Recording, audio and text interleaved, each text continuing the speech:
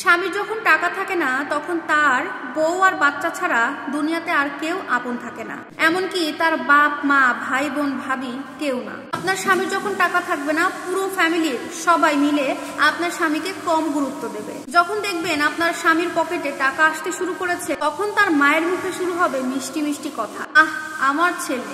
ভাই তখন পিঠে হাত দিয়ে বলবে, আরে আমার ভাইটা তো জোস, আমার ভাতিজা তো কাকা বলতে পাগল। পুরো ফ্যামিলি তখন এক হয়ে যায়। তবে বউ বাচ্চা আউট, এটা একদম রিয়েলিটি। হাস্যকর, আপনাদের চোখে আঙ্গুল দিয়ে দেখাইতে হবে নাকি?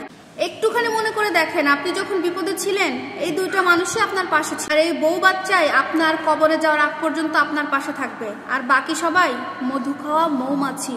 কথাটা হয়তো বা তিতা লাগতেছে, কিন্তু তিতা লাগলেও সত্যি কথা। আমার বলা কথাগুলো প্রত্যেকটা ফ্যামিলির সাথে কিন্তু মিল নাও থাকতে পারে, কারণ একটাই, প্রত্যেকটা জিনিসেরই কিন্তু বিপরীত একটা দিক থাকে।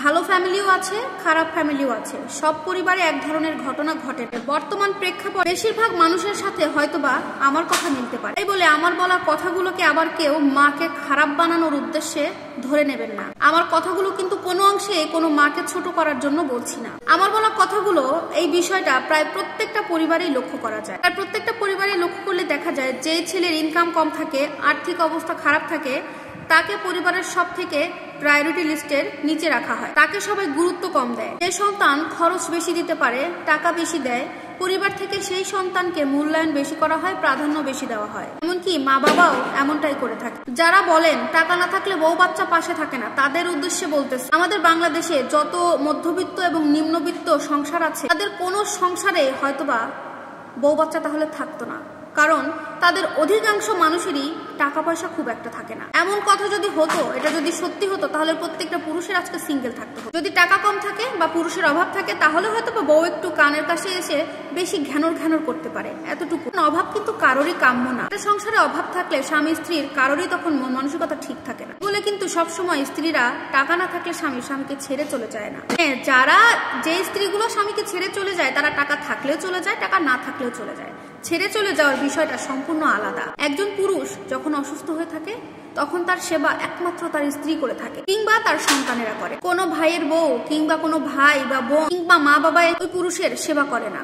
আর মা বাবা তার সেবাই বা করবে কি করে? কারণ মা বাবার সেবাই তো অন্যজন করে থাকে, তাই নয় কি? তাই একটা পুরুষের কবরে যাওয়ার আগ পর্যন্ত তার পাশে তার স্ত্রী আর তার সন্তানেরাই থাকে। আর এই কথাটা, এই সত্য একটা কথাটা মানতে অনেক পুরুষ আজও নারাজ। তবে ওই পুরুষগুলো বুঝতে পারে, কিন্তু তখন আর তাদের কিছু করার থাকে না। যখন তাদের একদম মৃত্যুর দরজায় কড়া নাড়ে, ঠিক তখনই তারা এই কথাটা বুঝতে পারে। আবার এমন অনেক পুরুষ আছে, এই বাস্তব সত্যটা জানে বোঝে সবকিছুই, তারপরেও গোপন করে রাখে, না জানার ভান করে, না বোঝার ভান করে, কষ্ট পায় মনে মনে, কিন্তু মুখে প্রকাশ করে না, কারণ তারা নিজের পরিবারকে কখনো ছোট করতে চায় না। ভাই, বুঝলে বুঝপাতা, না বুঝলে তেজপাতা।